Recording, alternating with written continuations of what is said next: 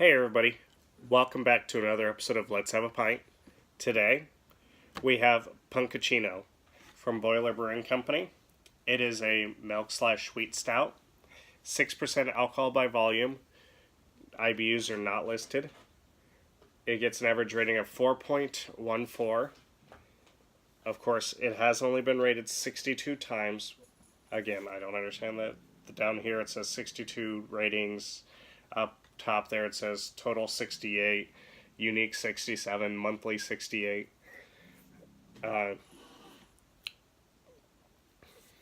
But the description on Untappd, and of course this is from Lincoln, Nebraska.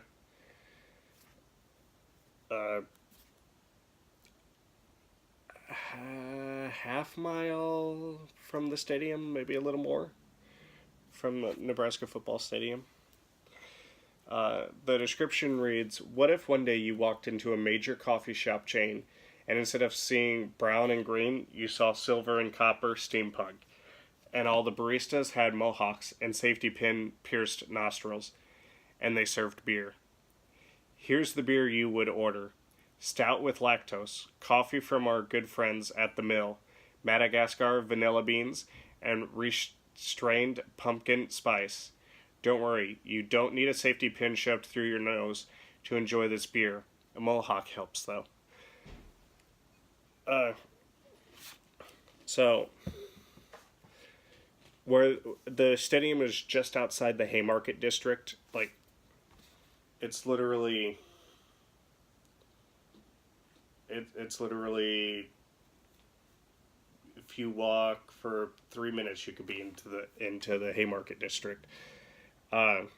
This is in the Haymarket district. So is the mill. When me and my girlfriend went down there, we stopped at a lot of coffee shops because she has a coffee addiction.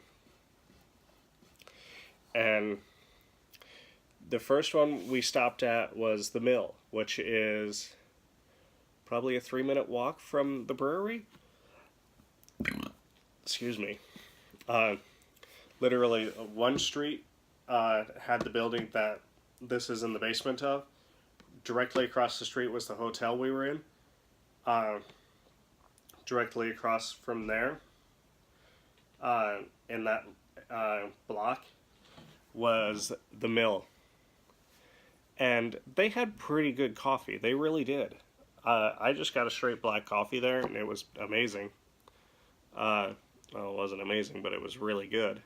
But the same street block that had our hotel, at the end of it, at the other end of it, had a coffee shop called Crescent Moon, which up here, you probably heard of me talk about it.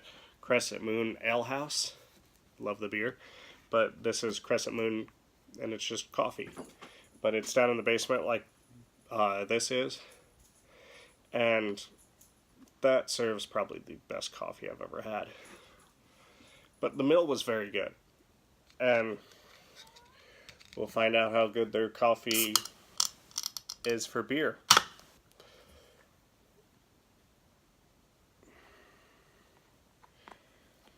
Alright.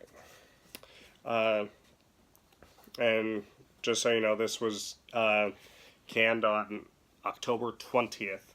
Today is October 29th. And that's why I did the New England style IPA first. Was because, yes, it could honestly have sat in my fridge for 2 months and it would be just fine. But between an IPA and a stout, I'm going to drink the IPA first. Just because the stout can survive a lot longer. Alright.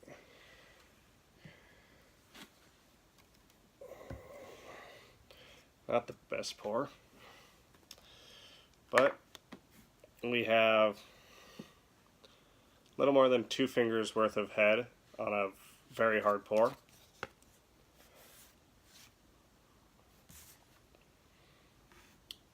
They're very small bubbles.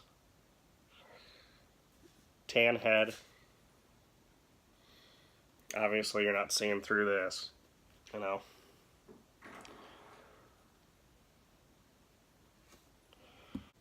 that first day, the first coffee shop we hit up was the mill. A little later in the day, we went to, or no, not that day. The next morning we went to Crescent Moon. There was other places we had coffee, I believe. But we went back to Crescent Moon that second day because it was so good.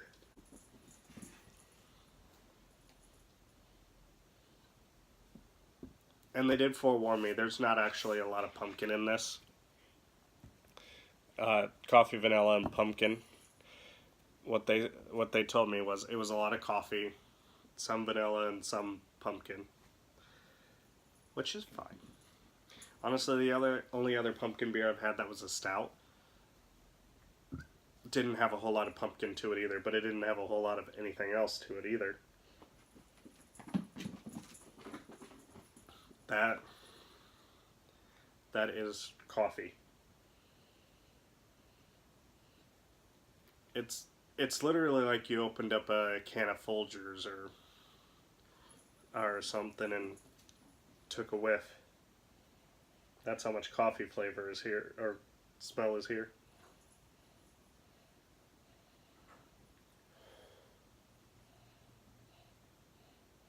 I get a subtle hint of pumpkin, and also a subtle hint of vanilla, but the vanilla bean. But there's honestly not much of either. There's more vanilla than pumpkin, but it is definitely the coffee that shines through on this beer. And our head went away pretty quickly.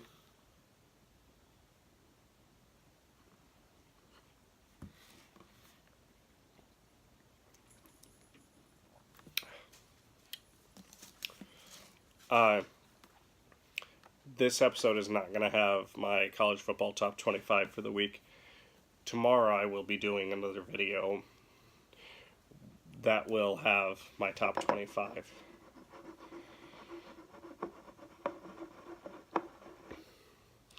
If I ever happen to not get one out, though, whatever the last video I had done, I will put it in the description. Which I should, or not, maybe not the description, but in a comment, which I should probably put them in the description. I don't know.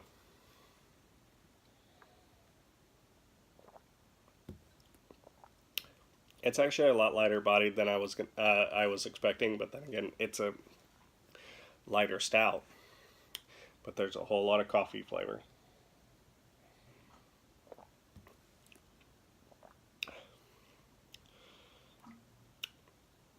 The body, it's medium to heavy. Right up front, you get coffee.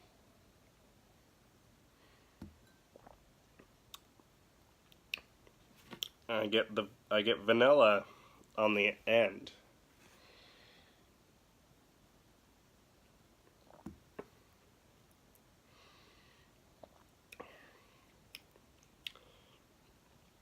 Vanilla is subtle all the way through, and once the coffee mellows out, that vanilla starts to shine through.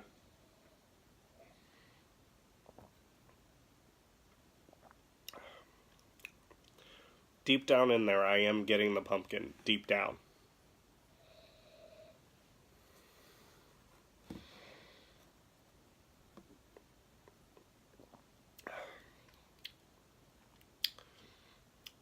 It is on the end, it is behind the vanilla.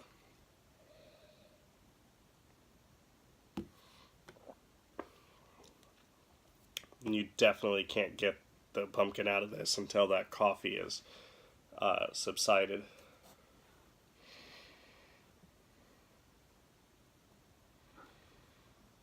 But get right up there.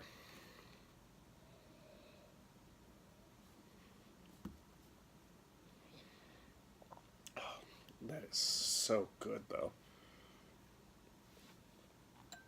I love coffee stouts.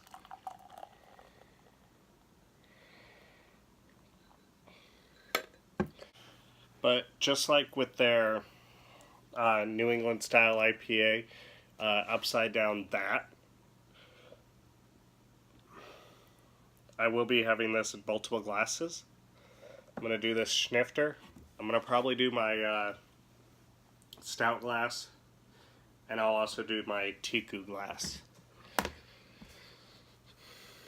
Just because, just like that one, I don't know when I'll be able to have it again.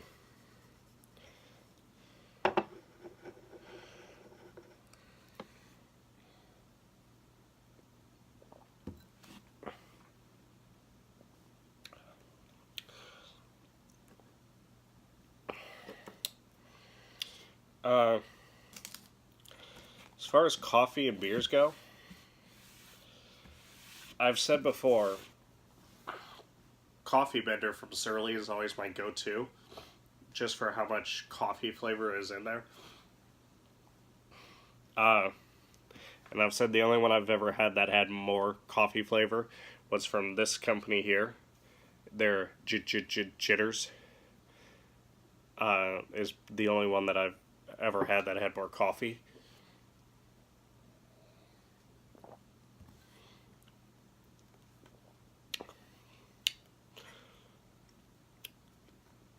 This might also have more coffee than Surly, but like, I'm flying through this. I'm not doing another one in this snifter right now. But the upside down that I enjoyed the most out of the snifter glass, actually. The Tiku was pretty good. The IPA glass was pretty good, but I don't know, I enjoyed it most out of this. I felt like it just gave a little bit more of a sharpness to it.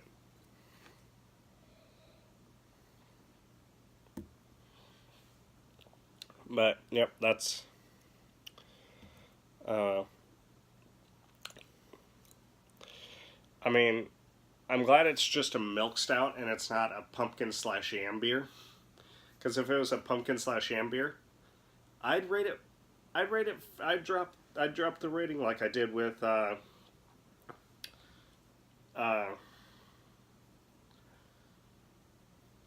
Wasatch, their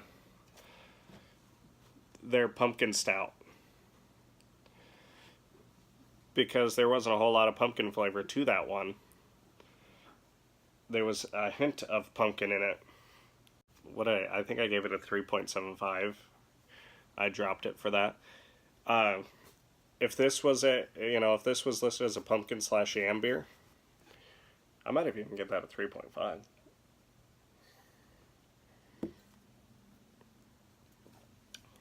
I'd have to say it's not worth getting. It's like a 3.75, 3.5.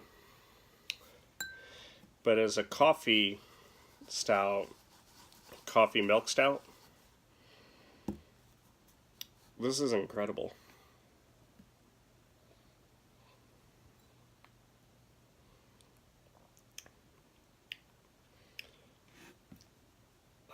The amount of coffee in this is insane.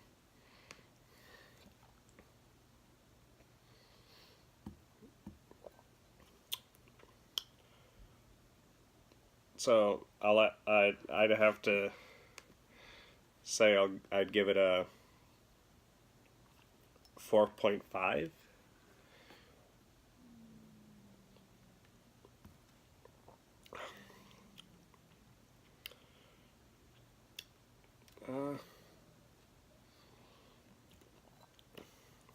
See, I want to say 4.75, but I think part of that is because of who it is. So I'm going to keep it at a 4.5. Yes, I'd love to get this again. I hope they do it again next year.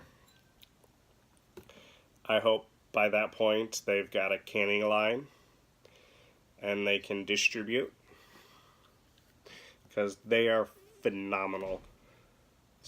Still, I can't say I've had anything that I would rate less than 4.5.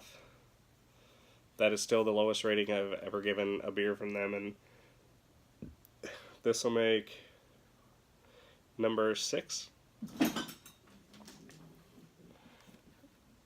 The first one I had ever had from them was the Jitters. Then I had something else at the Casual Pint. Then I had a couple at the brewery. They're that New England style IPA and their bourbon German chocolate cake imperial stout, which was, oh my goodness, that was so fucking good. And then I had the upside down, and now this. But it's solid. It's, and it's not, I'm not trying to talk them up because they're a small brewery. I don't know, like, I would have a better idea, like, if they canned and they did, like, 6-packs and, like, Dogfish Head's fall seasonal was a $14 6-pack. Whereas the price point for, and most of their stuff is $11. Most breweries' price points are $8-9, and that also plays into if, like, Elysian or Rogue, they up their prices way too much. If this was in 6-packs and it was $13, it'd be worth it. Kind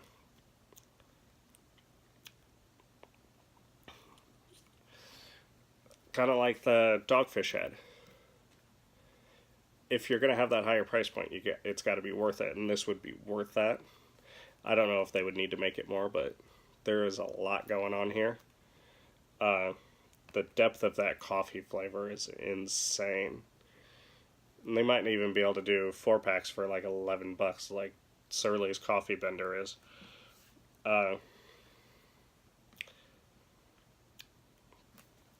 But yeah, honestly, like I've said, if you ever get through the area, go to Lincoln, stop there, try them, because it is beautiful. It really, really is.